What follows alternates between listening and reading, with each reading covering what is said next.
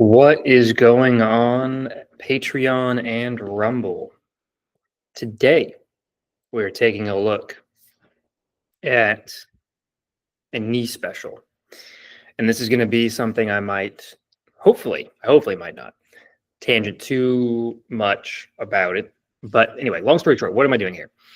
I'm going to show you guys a study that was really interesting to me, and it's kind of guiding how I'm treating in the clinic. And I hope that it will be really useful at helping you guys in the gym choose the exercises that are the most effective for you. It will also help you understand what you are asking your knee joint to do. Give me 1 second. So let's get into it.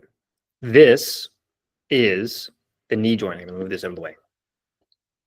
This is the knee joint, right? So we have the teal circle is the patellofemoral joint. It's the patella, which is the kneecap. You got the femur and you've got the tibia. All of that makes it the patellofemoral joint, right? Mostly guess what you're seeing? The patella and the femur, right? Well, okay.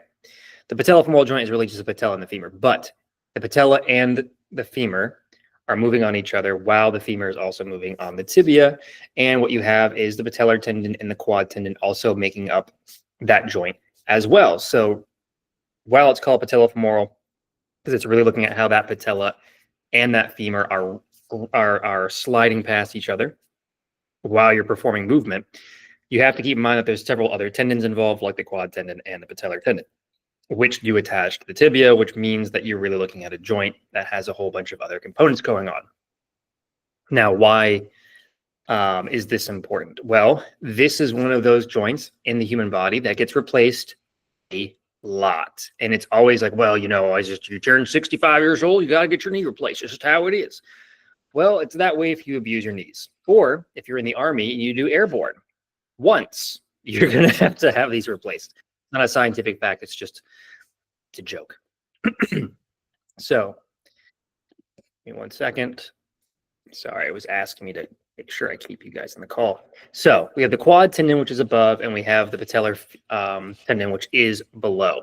The quad tendon comes down from the quad and attaches to the top of the patella. The patellar tendon runs from the bottom of the patella down to the tibia.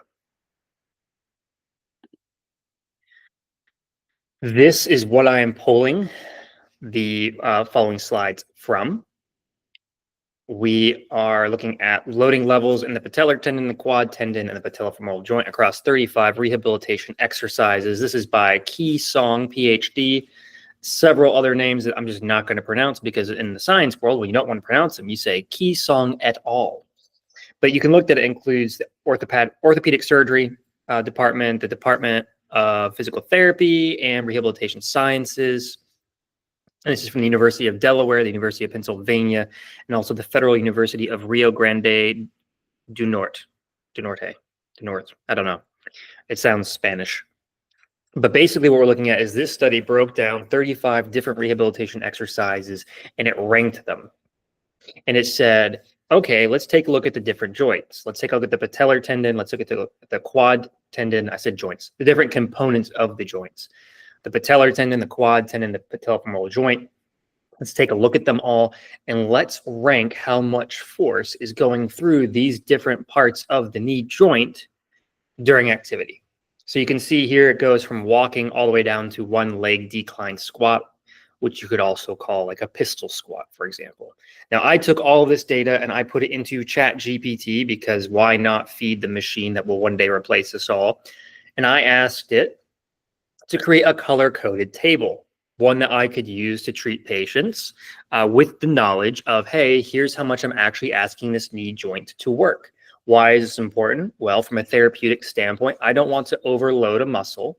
I don't want to overload a muscle or a tendon or a joint ever beyond what it's supposed to handle in the therapeutic setting. There's definitely times where I want to overload it to the point where I want to stimulate growth, because that's one of the ways that you create growth. I want to challenge a muscle, for example, to grow, but I don't necessarily want to challenge a joint or a tendon beyond the scope of what I'm intending to. I would not want to do a tier 3 exercise from this list, for example, when a tier 1 is appropriate.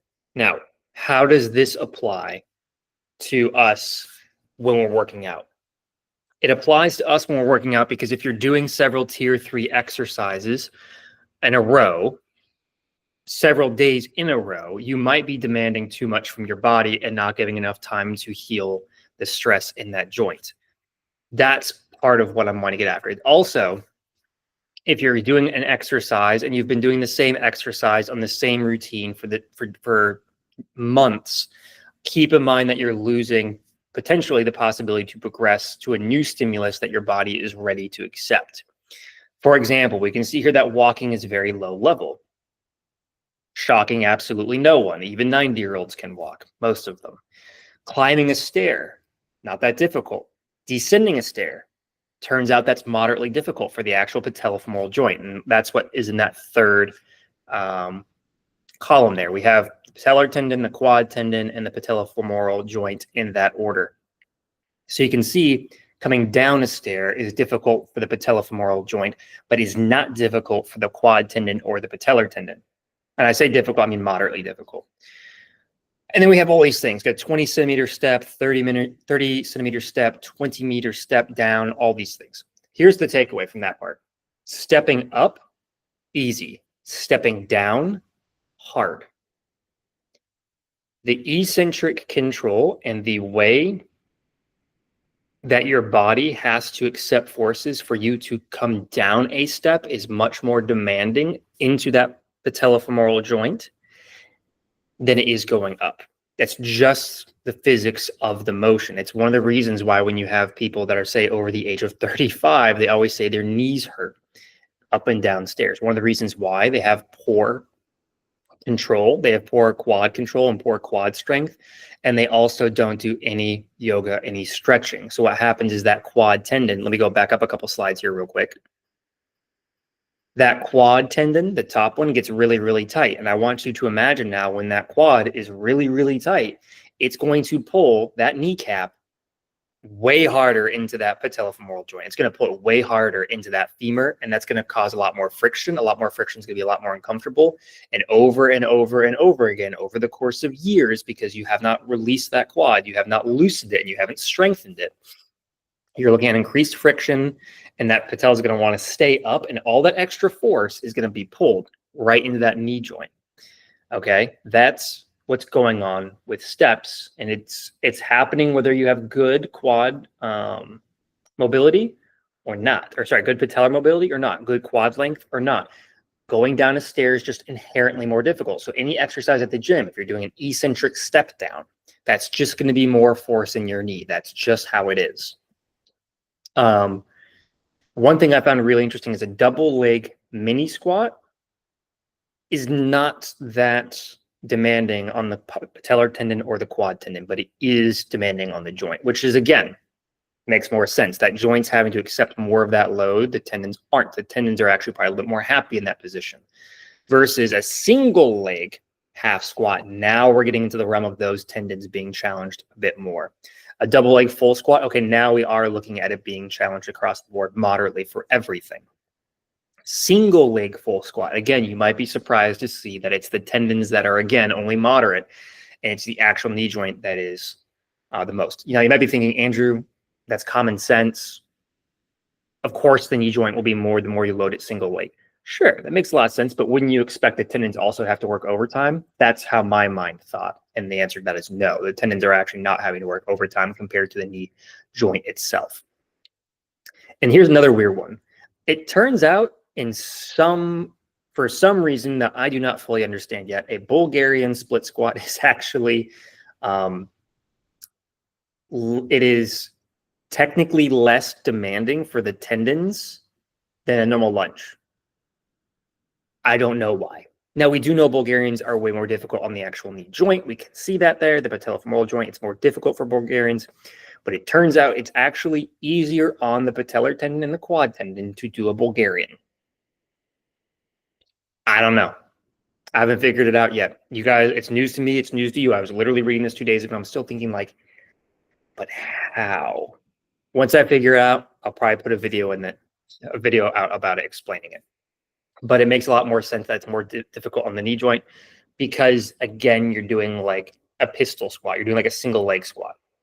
So it's a lot more force going through the actual knee joint, but the actual tendons themselves, apparently it's okay. So if you have an issue where you know your quad tendon or your patellar tendon gets sore, you might be surprised to know that doing Bulgarians might make that less aggravated than doing a normal lunge.